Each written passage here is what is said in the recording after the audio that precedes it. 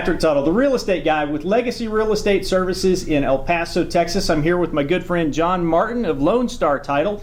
And here today we are going to talk about earnest money and the practicality of it and how it is handled at the title company. So, John, earlier today I sent you a list of questions that we're going to go over with regard to earnest money. So these are questions that I often get from both buyers and sellers about how earnest money is handled. So can we go over these and Absolutely. You talk about your standpoint? You bet. Or at least the title company's standpoint and how it's handled. Be glad to. Look forward to that. Hopefully I have right answers. All right, so yes, I got to have my readers on. So first question is, why put down earnest money? Well, earnest money is put down by the purchaser to indicate a willingness or an earnestness in wanting to purchase the home or property. So that's the reason that the sincerity or the legitimate consummation of the deal, the buyer is normally always requested to put up earnest money on a real estate purchase contract. Okay, so the buyer's just saying, I'm sincere about buying the house. Here's right. my good faith deposit. Right. I'm going to send it over to the title company. You're going to hold it until we close the transaction. Correct, and it's part of the contract. Okay. You know, earnest money will be delivered in the amount of. Okay, and by the way, I've saved a copy of the 1 to 4 family Texas residential contract in a Dropbox link, which you can download just underneath the picture here. If you want to copy that, paste it into a browser, download the form, then you can read along and follow in paragraph 5, and then we're going to go over some other paragraphs here in just a minute. So, next question I've got is, how much earnest money should I put down? That's a good question, Patrick.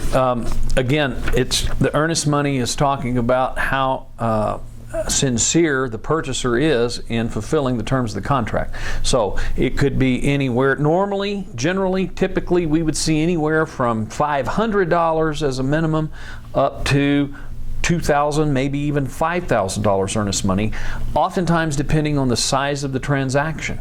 So the sales price of the house will often determine how much earnest money is put down. Okay, cool.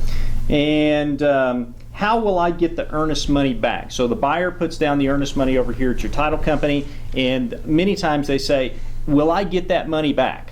Okay. How does that happen? So the best way to get it back is at the closing. It's reflected as a credit on the buyer's closing statement, so they get full credit for the earnest money that was put up when they signed the contract. Now, in the event that something comes awry, the buyer doesn't qualify, or the seller changes their mind, or something happens that derails the transaction, then that's a whole different situation. But the normal way that a buyer would get their earnest money back is they would see it reflected as a credit on their closing statement, so they get a dollar for dollar credit for the money that was put up in escrow at the time they signed the contract. Okay, so there's a paper trail. We come down to the title company, the buyer puts in their deposit, they get a receipt, and then it's reflected on the settlement statement that will show how much earnest money was given Correct. by the buyer and then credited to the seller at the closing. Correct. Okay. And again, if you're looking at that promulgated contract form, there's actually a sentence in paragraph 5 that talks about additional earnest money being put up. So you could have initial earnest money put up at the time the contract was signed and placed into escrow with the title company, and then depending on the transaction and loan approval, or at some point in time in the future before closing, the buyer could be requested to or contracted to put up additional earnest money. Okay, very good. Mm-hmm. All right, so the next question I get a lot from buyers is, what happens if I terminate the contract? Will I still get my earnest money back? Generally speaking, yes, but that's always a conflicting area, because if the buyer may have misrepresented something to the seller in the transaction, or for example, they said, well, we have prior loan approval, and it turns out that they didn't, and the seller has taken the home off of the market or done other things with the property to prevent you from marketing the property further while the contract was being worked, then there may be a disagreement between the parties as to how the earnest money is to be dispersed. Generally speaking, if the buyer fails to qualify or decides that they don't want to buy the house and they exercise their option to terminate, or they have some other reason in the contract that allows them to terminate the contract, they would have their earnest money returned to them. Okay, good deal. All right, and here it states the question is how long does it take to get my earnest money back after I terminate a contract? Generally, what the title industry, the title company wants to see is an agreement between the buyer and the seller and the agent, the listing agent and the buyer's agent or the selling broker that releases the title company, the escrow agent, from liability and directs us in writing by the parties on what to do with the earnest money. So depending on how quickly you can round up the signatures from the buyer and the seller, it's the buyer's money, so he obviously wants it back quickly. The seller wants to go on and find another buyer normally, so they're motivated to give the earnest money back, terminate the transaction, and usually the agents are as well. And so it generally happens relatively quickly. Obviously, if somebody's out of town, or if you're dealing with, if you're dealing with an institutional seller, a home builder, or a corporate seller, it's usually much faster than sometimes if you're dealing with an individual seller. Okay. You've got to track that individual down. All right, so, and I'm going to go a little bit further down the path with you on that, because if, let's say that it's a $500 earnest money deposit. Joe and Mary buyer put down $500 in earnest money here at the title company on Friday afternoon. They do inspections on Saturday, and they decide to terminate the contract on Sunday, and they show up on Monday asking for their money back. Is that going to happen? Generally not. Generally not. $500 is, relatively speaking, a low risk, but we want to make sure that the earnest money that we took in your example on Friday afternoon, if it was a check, that it's cleared.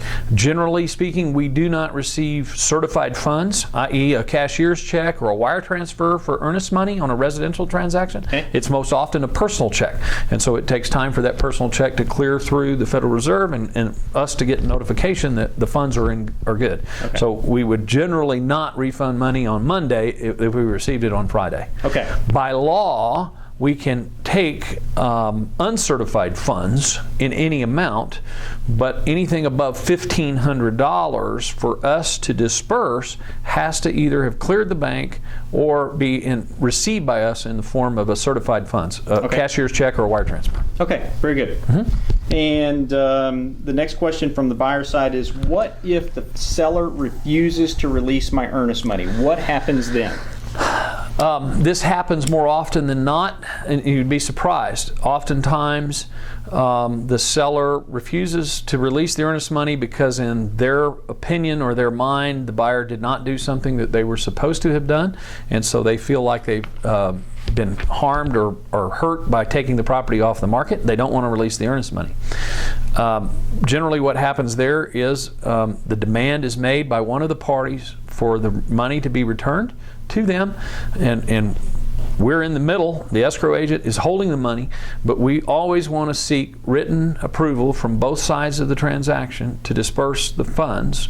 And if there's a conflict or a dispute, that can boil over into, an argument between the agents or whatever.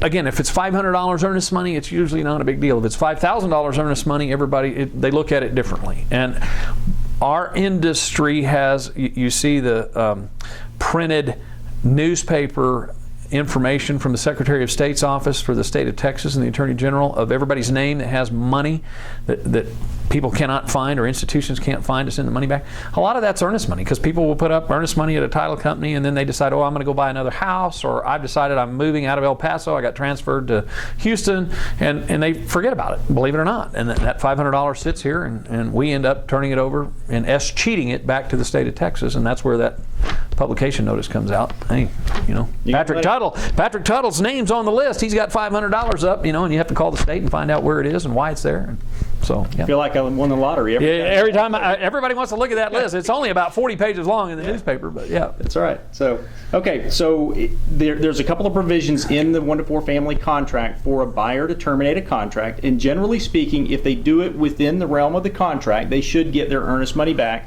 But occasionally, the seller will say no, and then we go into a different process there.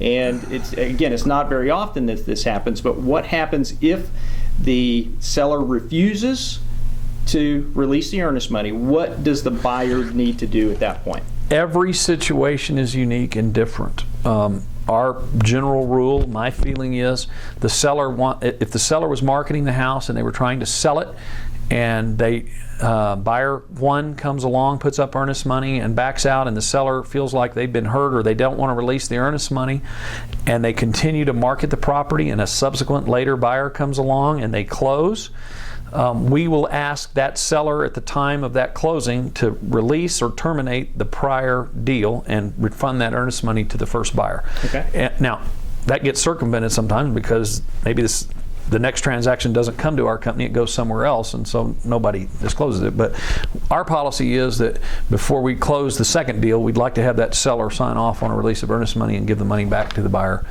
on the first transaction. Okay. All right. So moving on to the seller questions now. Okay.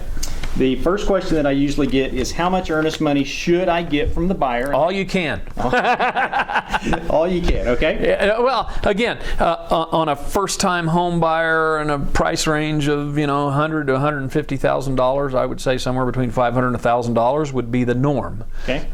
You get north of $150,000 to $200,000, maybe $1,500, $2,000. It tends to go up with the price of the home because, again, how sincere and how earnest is that buyer.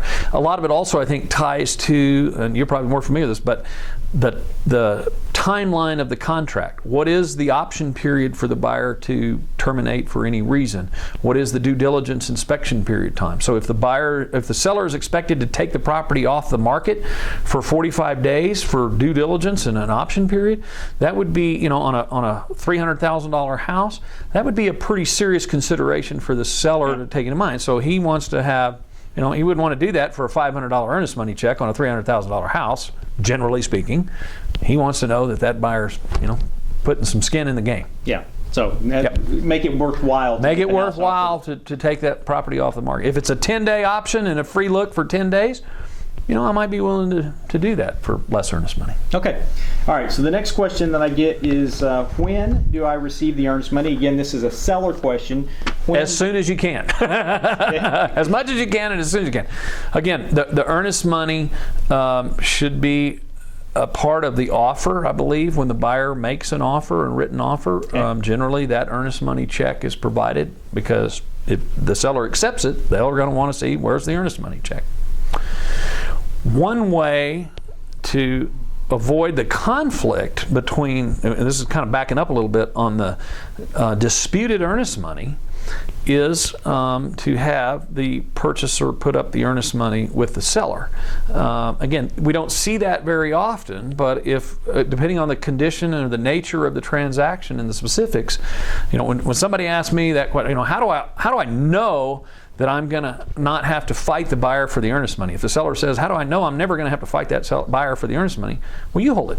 Take the title company out of the deal. If the buyer's comfortable that they are going to go through the transaction, if they're really sincere, go ahead and give your $1,000 to the seller. They'll give you credit at closing.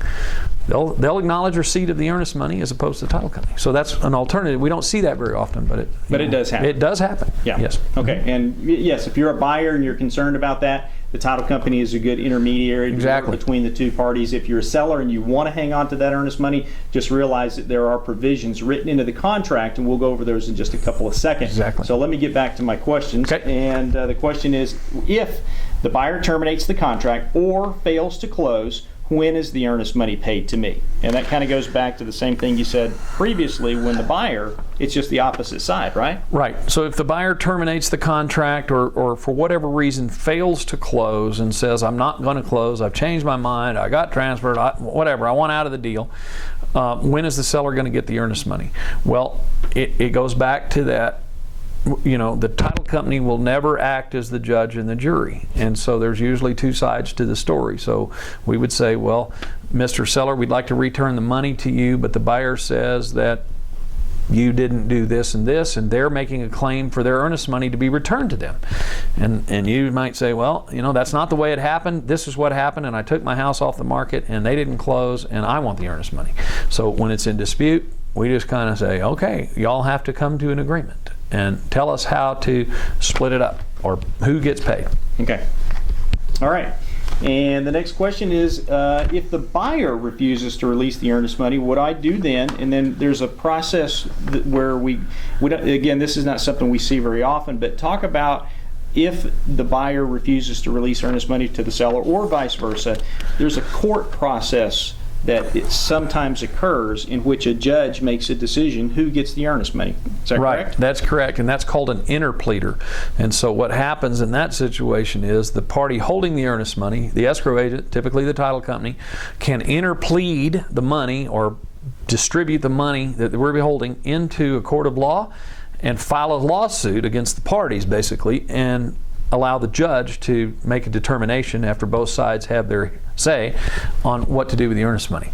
When you're talking about $500, $1,000, even $2,000, probably even $5,000 earnest money, that generally doesn't happen because our costs normally are taken out of it, and we couldn't get a lawyer to file an interpleader action probably for less than $500. So, okay. you know, that we don't see that very often unless the sum gets real high. Like in some of the big commercial transactions where you might have $100,000 in earnest money or something like that. Right. But they're very specific and they're more sophisticated clientele, generally speaking. They all have legal counsel representing them, and so that's usually one of, I mean, we very seldom see disputes over earnest money above $25,000. Okay. You know, it's normally $500 or $1,000 on a residential transaction where, and again, everybody's different, but you know, $500 doesn't make or break most people if they're buying a new home.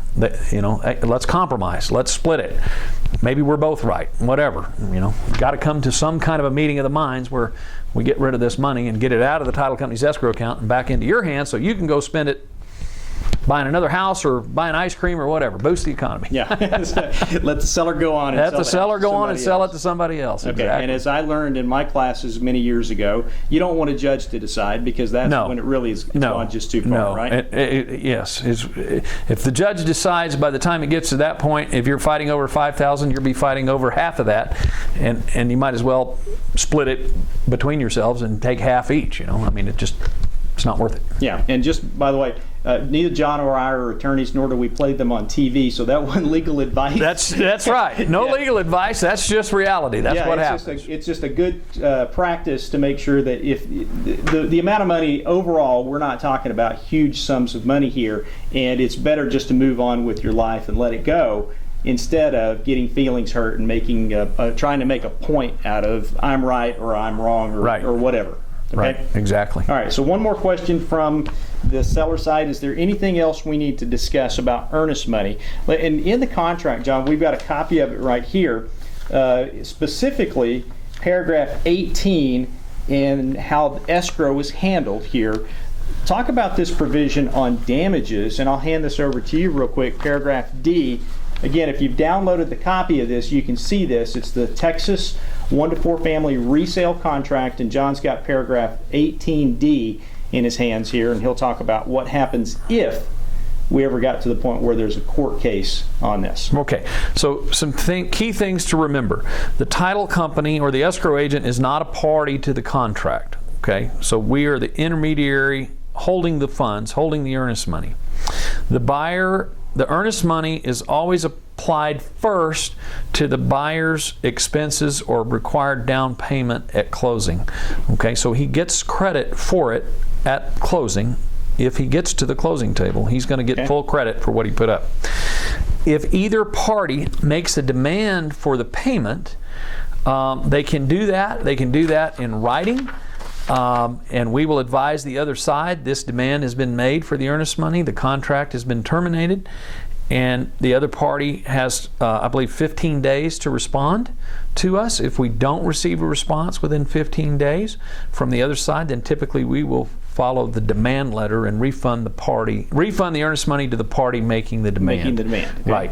And again, we don't see that a lot that happens, but generally it becomes an emotional thing, and everybody at first thinks I'm entitled to it, I want it, and the reality of it is, well, how much are we talking about? You know, $500. Okay, well, what's the risk or liability, you know, for us? We don't want to be the judge and the jury, but after a few weeks or a few months, people forget about $500. They go buy another house, the seller goes and sells the house somewhere else, and the money sits there, and that's generally how it kind of unfolds. And then at some point we go back in and either we cheat the money to the state of Texas and turn it over, or we look at it and make a determination and say, hey, we're going to go with this because we had a demand letter, we never had a response from the other side, we're going to refund the money. Okay.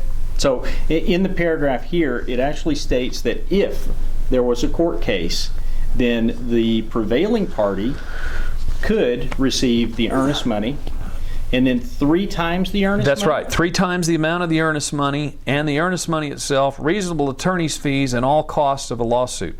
Now, generally speaking, if you're talking about $500 or $1,000 in earnest money, even $2,000 in earnest money, court costs, lawsuits, legal fees, filing fees at the court, you're not ever going to come out ahead trying to get that accomplished. And somebody would have to do something very egregious for a judge or a jury to say, well, I'm going to award 3 times the $500 earnest money deposit to you for what happened to you. You just don't see that happen very much. I can't think of any instance in my 30 years in the business where I've had a client that won treble damage on an earnest money claim.